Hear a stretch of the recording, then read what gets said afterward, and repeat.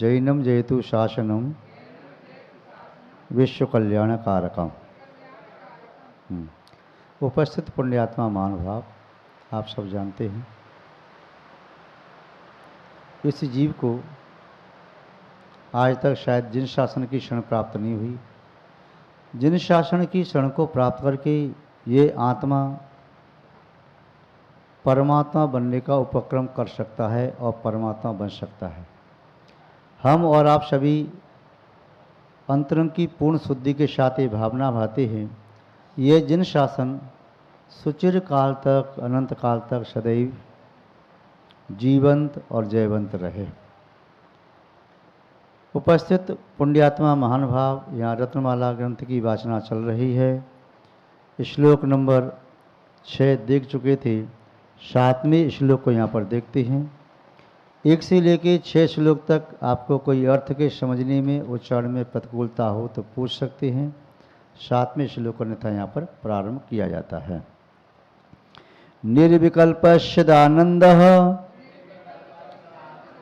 निर्विकल्पश्चिदानंदः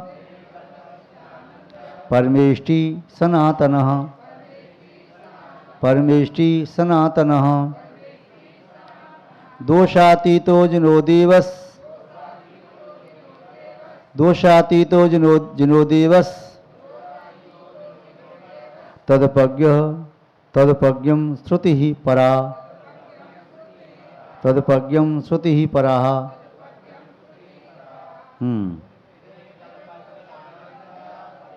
अब अर्थ देखते हैं। संभव है उच्चारण में आपको कोई प्रतिकूलता नहीं होगी। आचार्य महोदय ने अत्यंत प्रांजल सरल शब्दों का प्रयोग किया है, संयुक्त अक्षरों का प्रयोग कम किया है इस श्लोक में। निर्विकल्प, विकल्पों से रहित।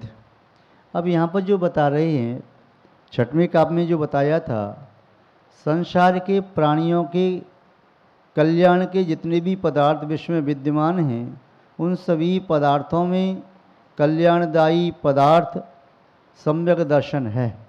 इस सम्यक दर्शन से बढ़कर के दूसरा कोई उपाय, कोई वस्तु इस संसार में प्राणी के कल्याण के लिए नहीं है।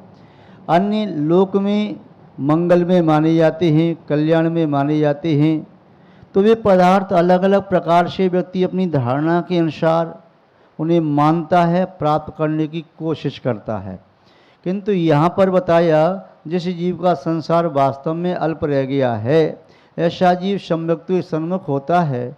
निमित्त एवं कालब्धि आदि के माध्यम से वह सम्यक्त्व को प्राप्त करने में समर्थ होता है और सम्यक्त्व को प्राप्त करके फिर अपना कल्याण कर पाता है।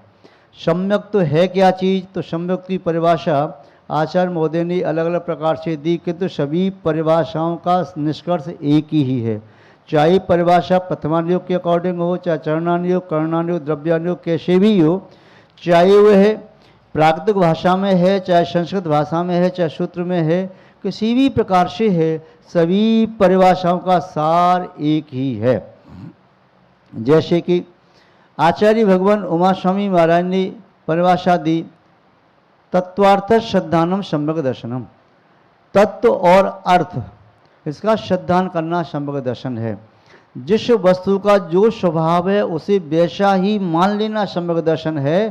केवल तत्व श्रद्धान सम्यक दर्शन नहीं है, केवल अर्थ श्रद्धान सम्यक दर्शन नहीं है, और अर्थ के विपरीत तत्व का श्रद्धान सम्यक दर्शन नहीं है, और केवल स्वभाव से रहित या यद्वा तद्वा स्वभाव के साथ श्रद्धान करना भी सम्यक दर्शन नहीं है। इसलिए आचार्य महोदय ने तत्वार्थ शब्द कहा। अर्थ कहिए तो वस्तु, पदार्थ, उसका जैसा स्वभाव है, जिसका जैसा स्वभाव है। धर्मद्रव्य का स्वभाव जैसा है वैसा मान लो, दृष्टि आपकी समीचीन है। अधर्म द्रव्य का जो स्वभाव है वैसा मान लो, दृष्टि आपकी समीचीन है। आकाश द्रव्य का जो स्वभाव है वैसा मान लो, दृष्टि आपकी समीचीन है। काल द्रव्य का जो स्वभाव है उसको वैसा मानना, दृष्टि समीचीन है। और आत्मा का जो स्वभाव है वैसा मान लेना, तो आपका वह दृष्टि, वह श्रद्धान सम्यक माना जाएगा। जिसका जैसा स्वभाव नहीं है वैसा मान लेना मिथ्या दर्शन हो गया। इसलिए मिथ्या दर्शन की परिभाषा में कहा अतत्व श्रद्धान सम्यक दर्शन। अतत्व माने जिस वस्तु का आप कह रहे हैं वह उसका स्वभाव है ही नहीं। कोई कहे मिश्री चरपरी होती है तो गलत है, कोई कहे मिर्ची मीठी होती है तो गलत है, कोई कहता पानी गर्म होता है, उष्ण होता है, गलत है। अग्नि ठंडी होती है तो गलत है। अग्नि है, पानी भी है, मिर्ची भी है, मिश्री भी है, सबके स्वभाव अलग अलग हैं। जैसे आप परीक्षा देते हैं ना, पहले पढ़ते होंगे, जोड़ी बनाओ, इधर शब्द लिख दिए, इधर शब्द लिख दिए, तो जो अर्थ है उसका स्वभाव जहाँ से मैच कर रहा है, यदि वहाँ जोड़ी आपने बनाई तो आप संभव दृष्टि बन रही है, और आपने डिसमैच कर दिया, जोड़ी सही नहीं बन रही तो मिथ्या दृष्टि हो गई।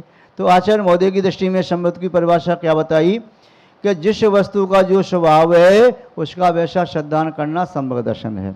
आचार्य भगवान कुंद स्वामी जी ने या निम्च सिद्धांत चक्रवर्ती ने, उन्होंने दूसरी परिभाषा दी, जीवादि सद्ययनम सम्मतम, जीवादि सद्यव्यों का श्रद्धान करना संभव दर्शन है। अथवा कहीं परिभाषा दी कि हिंसा रहिए धम्बे 18 दोष बजिए देवे ऋग्गन थे पयोड़े सद्यण वही सम्मतम।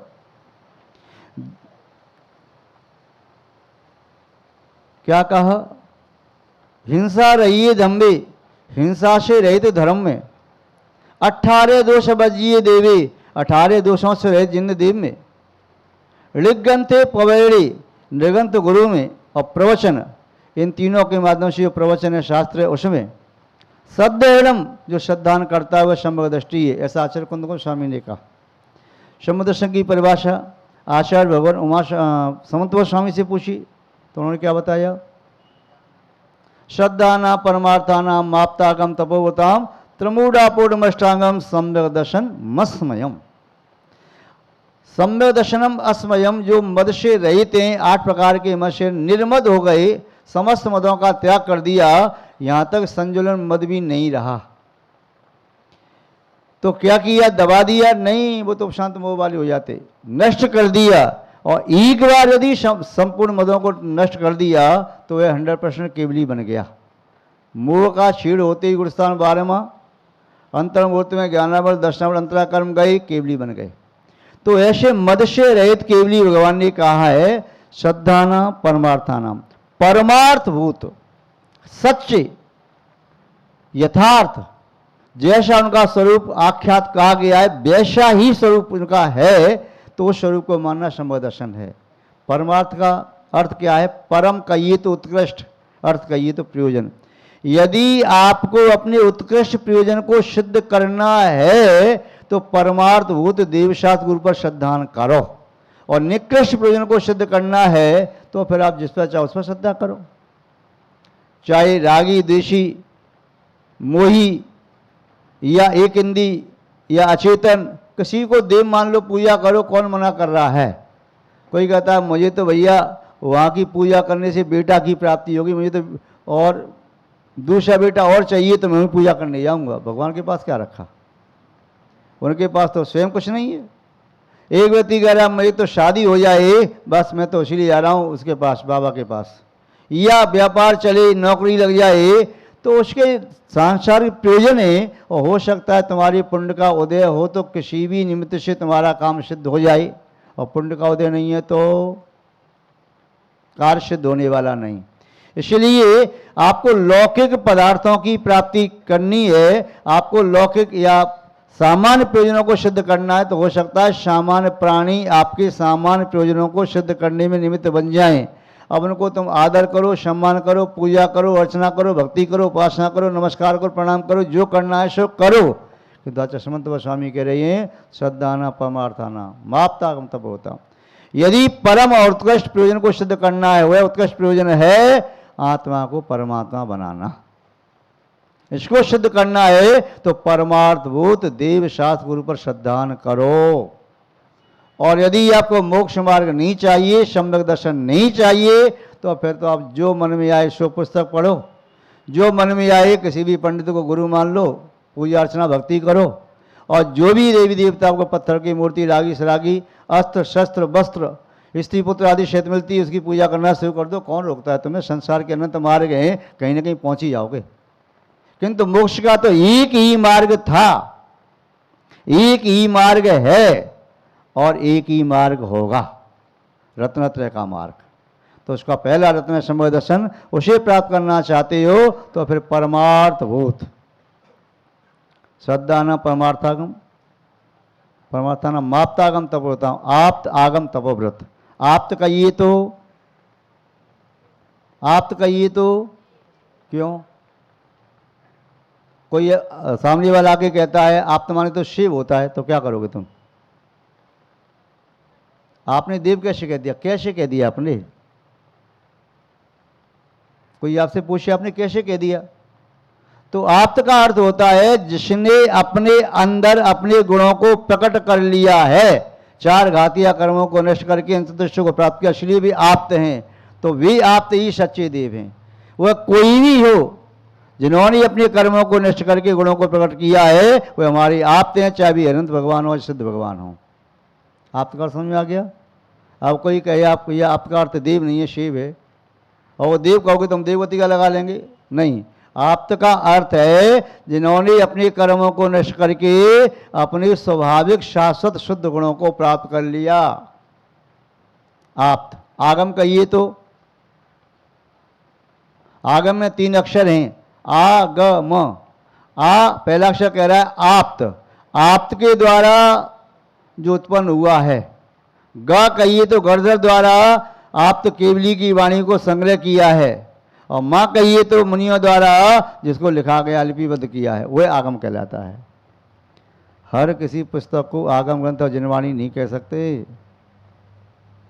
जो भगवान की वाणी है वही जिनवाणी होती है। गर्दर प्रवेशी ने संग्रह किया परंपरा वर्ती आचार्य आर्ष परंपरा के।